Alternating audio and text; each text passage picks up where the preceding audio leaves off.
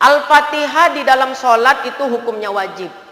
Ya, orang yang sholat tidak membaca Al-Fatihah maka sholatnya tidak sah, kecuali makmum masbuk yang tak sempat membaca Al-Fatihah.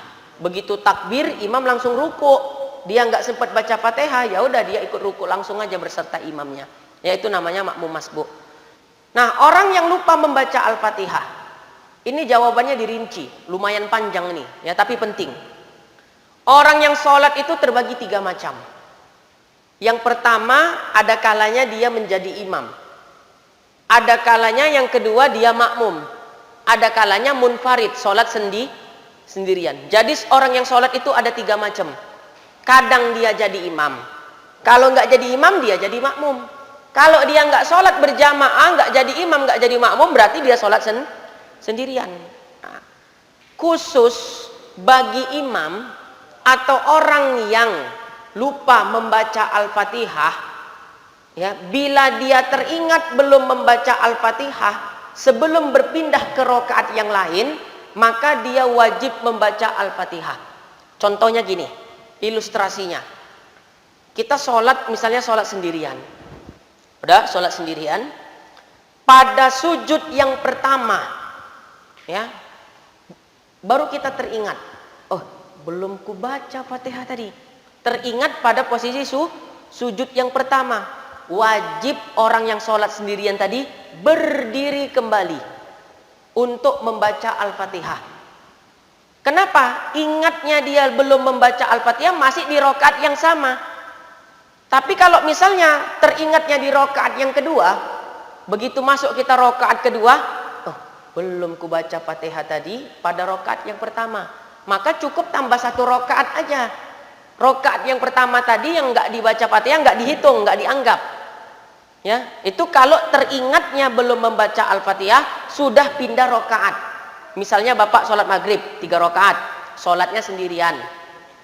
Begitu di rakaat kedua, Bapak baru sadar kalau belum membaca Al-Fatihah di rakaat yang pertama. Maka rakaat pertama yang tidak dibaca Fatihah tadi itu nggak dihitung.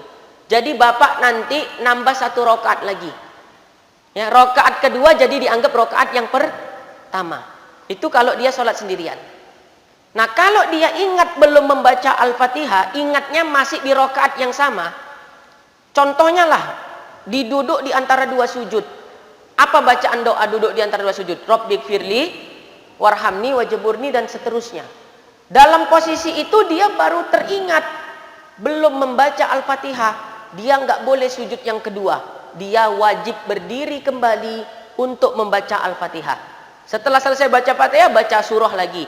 Setelah itu rukuk lagi, i'tidal lagi, sujud lagi, duduk di antara 2 sujud. Kalau diteruskan sholatnya, Allah udahlah nggak apa-apa, itu Allah Maha Pemaaf, sholatnya tidak sah.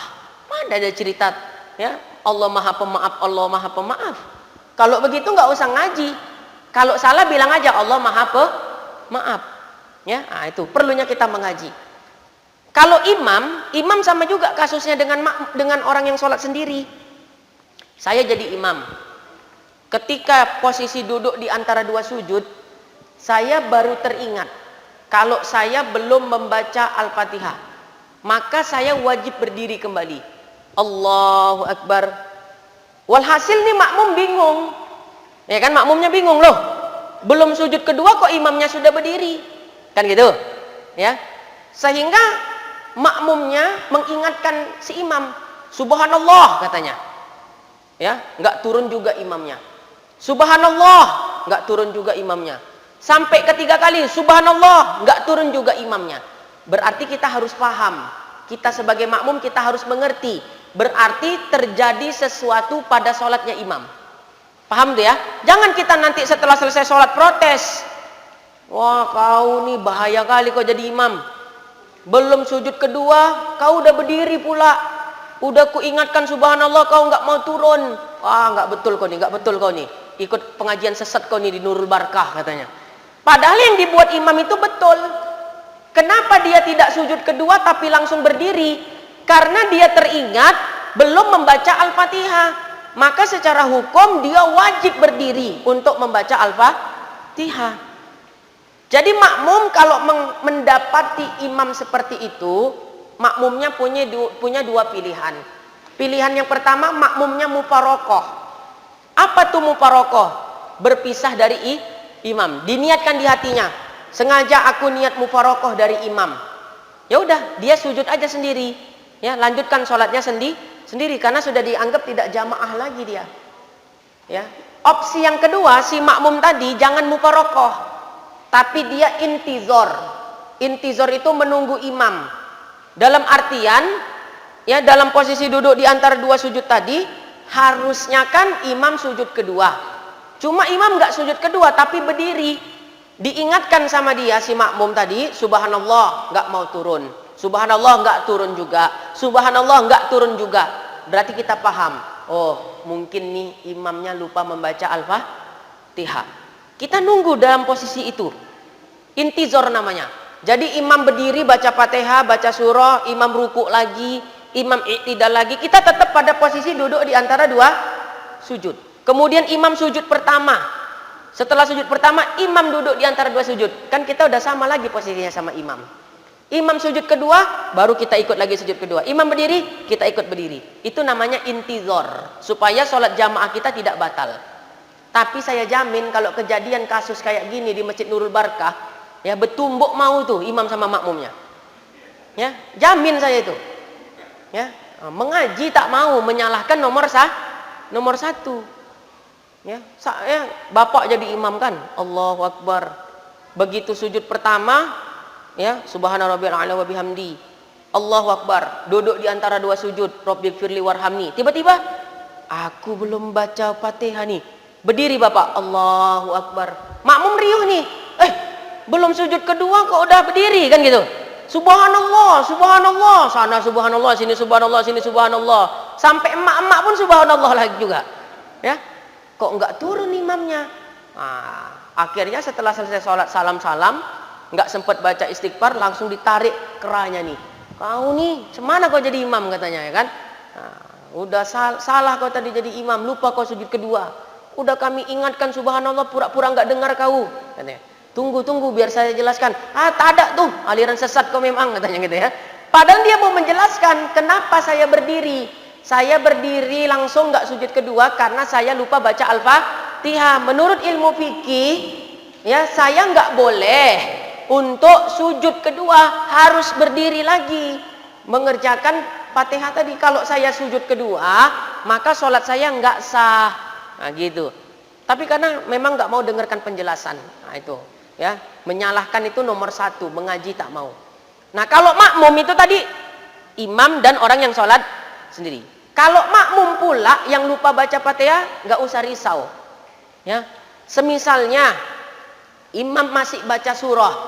Bismillahirrahmanirrahim. Sabbihisma rabbikal a'la alladzi khalaqa fasawwa. Kita ragu. Aku udah baca Fatihah belum tadi ya?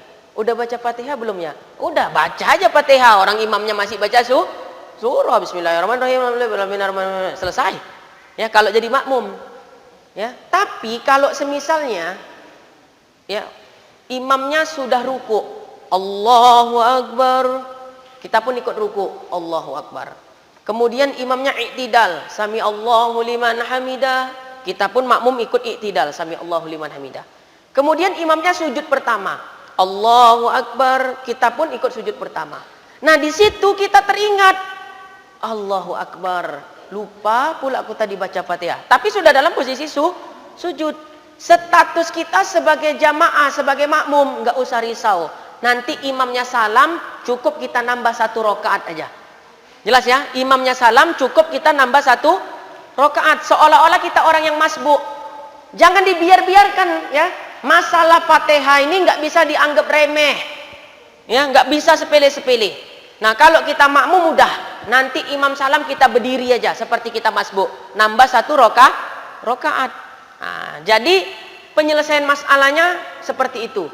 Orang yang jadi imam, ya, orang yang jadi makmum, orang yang sholat sendiri, itu beda ya cara penyelesaiannya dalam permasalahan lupa membaca Al-Fatihah. Ya, kalau diulang balik tak siap-siap. Ya, nah, nanti kalau ada rekamannya nih, tadi ada yang share di YouTube kemarin tuh ya. Nah, bisa di yang apa namanya? kurang paham pada pertemuan ini, nanti kalau udah di share ke YouTube, udah dimasukkan ke YouTube, nanti dengerin aja penjelasannya dari YouTube itu lagi, ya, supaya lebih paham. Aku nggak paham tadi. Kadang mau gitu, di sini nggak paham dia. Nah, sampai rumah buka rekaman lagi, buka videonya, buka streamingnya, didengarkan lagi. Oh gitunya rupanya, kan gitu kan, baru paham. Nah, jadi kalau nggak paham jangan putus asa, dan nanti dengarkan rekamannya di rumah kita masing-masing. Oh, panjang dah jawaban tuh.